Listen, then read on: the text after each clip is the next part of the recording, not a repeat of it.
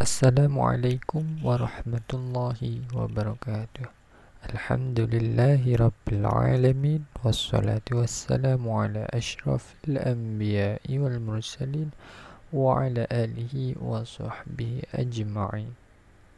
InsyaAllah, pada video kali ini kita akan membincangkan sifat mazmumah yang seterusnya, iaitu takabur ataupun juga dikenali sebagai membesar diri dan sombong. Setiap orang muslim wajib menjauhi sifat takabur ini kerana ia banyak mendatangkan kemudaratan kepada individu, masyarakat dan negara.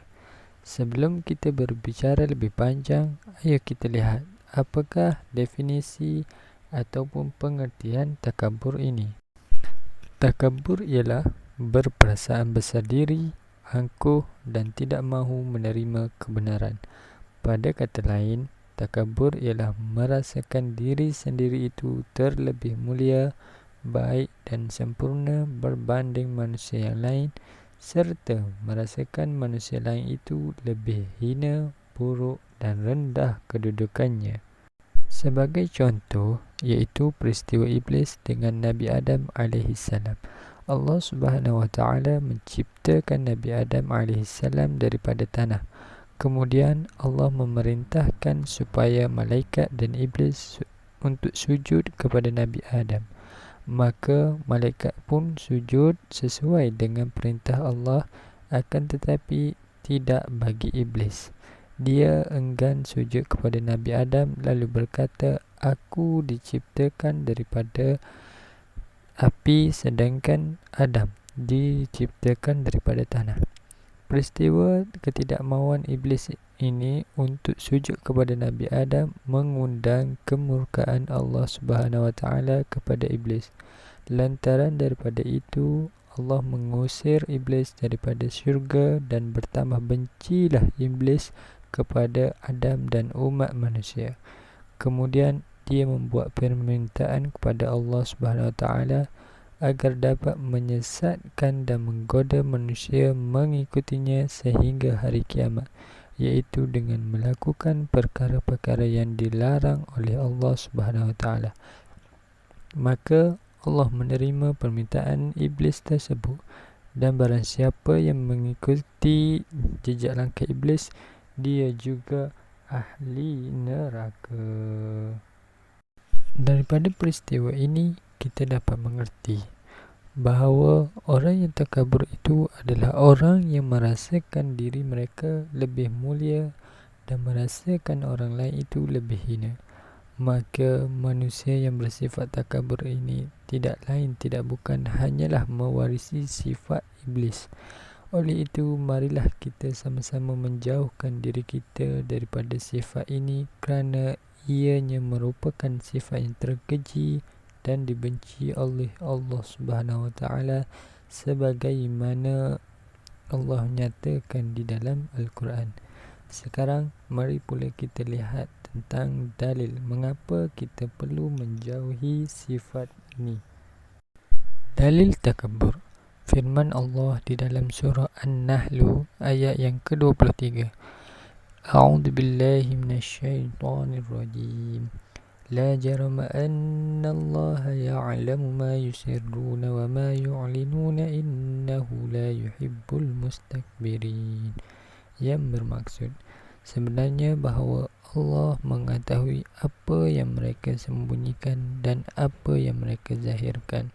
Sesungguhnya Allah tidak suka kepada orang yang sombong, yakni takabur. Selain itu, Allah juga berfirman di dalam surah yang lain yang berbunyi begini.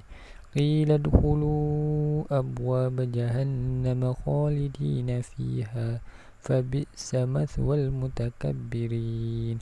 Setelah itu, dikatakan kepada mereka, masukilah pintu-pintu neraka Jahannam itu dengan keadaan tinggal kekal kamu di dalamnya. Maka seburuk-buruk tempat bagi orang yang sombong takabur itu ialah neraka Jahannam. Jadi daripada dua dalil ini, maka cukuplah bagi kita untuk menyedari bahawa Sifat takabur ini antara sifat yang dibenci oleh Allah Subhanahu wa taala dan dia akan dimasukkan ke dalam neraka Jahannam. Kita disuruh untuk menjauhi sifat takabur.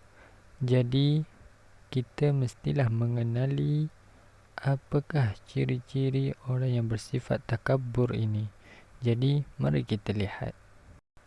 Ciri orang yang takabur yang pertama ialah sombong. Apa artinya sombong? Sombong iaitu sikap yang tidak mahu menerima kebenaran walaupun dia tahu dia berada di pihak yang salah dan juga suka meninggi diri sendiri. Misal kata,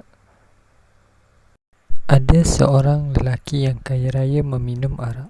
Maka datanglah seorang pemuda menegur akan kesalahan lelaki yang kaya tadi dan mengarahkannya supaya berhenti minum arak.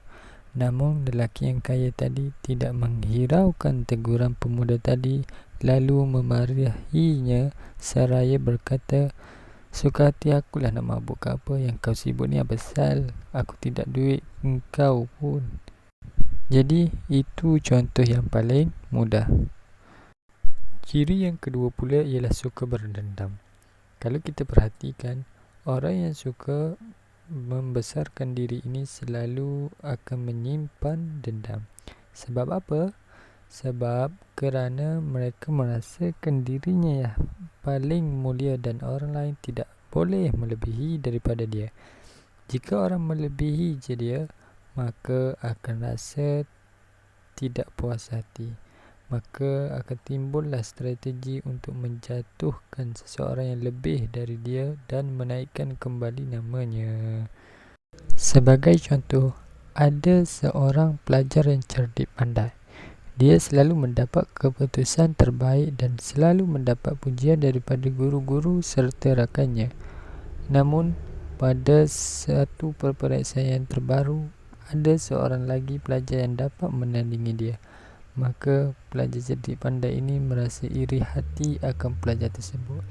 Jadi dia pun mencari jalan untuk menjatuhkan pelajar tadi, iaitu dengan memburukkan nama pelajar tersebut serta menyembunyikan nota-nota pelajaran supaya pelajar tadi tidak dapat mengulangkan kaji. Yang ketiganya ialah suka mengumpat. Apa makna mengumpat? Mengumpat ialah menceritakan keburukan seseorang tanpa pengetahuannya dan apabila dia mendengarnya pasti akan marah.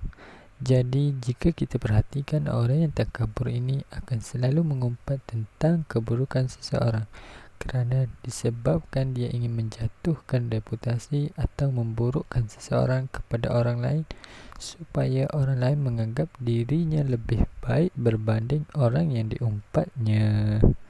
Yang keempat pula, tidak mahu menerima kebenaran. Selalunya orang yang takabur ini tidak suka menerima kebenaran walaupun dia tahu dirinya berada di pihak yang salah.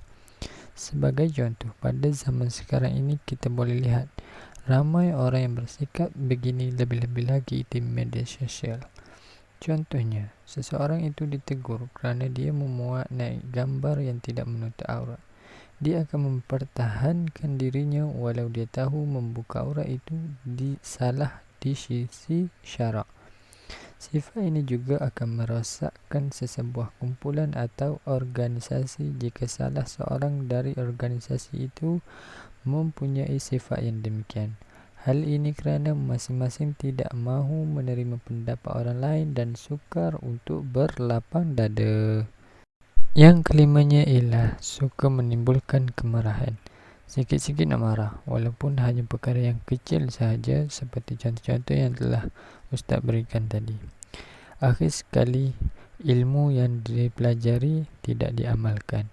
Sebagai contoh yang paling senang, seorang pelajar membuat kepala sendiri ketika membuat eksperimen sains dan dia tidak mengikut apa yang sudah diajar oleh guru.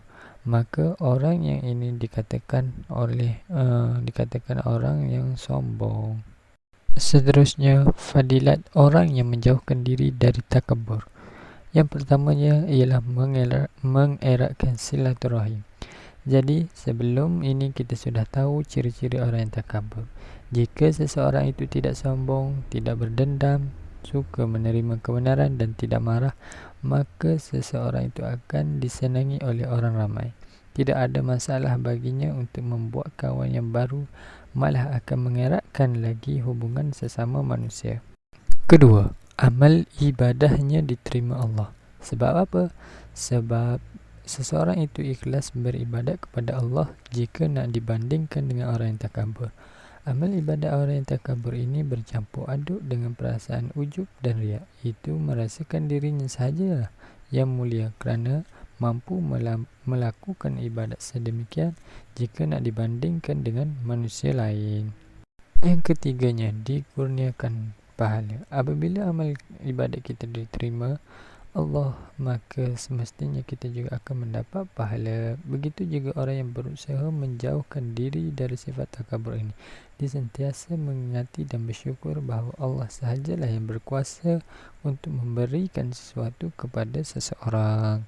Yang keempat dan yang kelima, dikasihi Allah dan Rasul, disayangi ibu bapa dan rakan dan guru-guru. Akhir sekali, menjadikan diri seseorang itu tawaduk, iaitu merendah diri. Oleh kerana dia tidak membesarkan diri, semestinya dia bersifat dengan merendah diri. Akibat orang yang takabur pula. Yang pertama ialah mendapat azab, seperti firman Allah Subhanahu wa taala, "Fabi'sa mathwal mutakabbirin", iaitu seburuk-buruk tempat bagi orang yang takabur ialah neraka Jahannam. Yang keduanya, tidak dihormati oleh masyarakat ataupun komuniti di sekelilingnya. Hal ini disebabkan perbuatannya, lebih-lebih lagi pada perkataan yang suka merendahkan orang lain dan suka bercakap besar. Seterusnya, menimbulkan permusuhan, sebagaimana yang kita bincangkan sebelum ini pada ciri-ciri takabur. Jika kita perhatikan satu persatu cirinya, maka kita akan dapati kebanyakan daripada ciri takabur ini akan menyebabkan berlakunya permusuhan sesama manusia, sama ada mengumpat, tidak menerima kebenaran atau sombong. Yang keempat dan yang kelima, dibenci oleh ibu bapa, rakan dan guru, dimukai oleh Allah dan Rasul. Kesimpulannya di sini, kita sudah membincangkan ciri-ciri, fadilat dan keburukan orang yang bersifat takabur. Jadi, cara yang paling terbaik untuk kita mengelakkan dari sifat ini dengan kita sentiasa merendahkan diri kita. Sebagai contoh, kita mendapat keputusan cemerlang, kita jangan angkuh dan sombong. Sebaliknya, kita merasakan bahawa ini adalah kurniaan Tuhan, serta ada orang yang lebih baik keputusannya berbanding aku. Jika kita merasakan diri kita ini kaya, maka ada lagi orang yang lebih kaya daripada kita. Kita fikir, di manakah harta kita gunakan? Adakah kita bersedekah? Kalau kita bersedekah, sebanyak manakah yang kita sedekahkan? Jika nak dibandingkan orang yang miskin, walaupun dia miskin, tetapi hatinya sungguh mulia, sehingga kan sanggup mensedekahkan separuh daripada gajinya. Contoh, orang kaya menderma RM10, sedangkan di dalam dompetnya ada beratus-ratus ringgit. Manakala si miskin ini mendermakan RM10, sedangkan di dalam dompetnya hanya ada RM20. Maka si miskin ini lebih mulia. Jadi, janganlah kita sesekali merasakan diri kita lebih mulia daripada orang lain. Sedangkan semua manusia itu lahir dari setitik mani, kemudian segumpal darah, dan barulah menjadi jasad. Di sisi Allah Subhanahu wa taala sama sahaja, melainkan orang yang bertakwa. Marilah sama-sama kita muhasabah diri, insya-Allah. Sekian sahaja daripada Ustaz untuk kali ini. Terima kasih kerana telah melibatkan diri dalam pelajaran kali ini. Wabillahi taufiq wal hidayah. Wassalamualaikum warahmatullahi wabarakatuh. Selamat hari raya semua.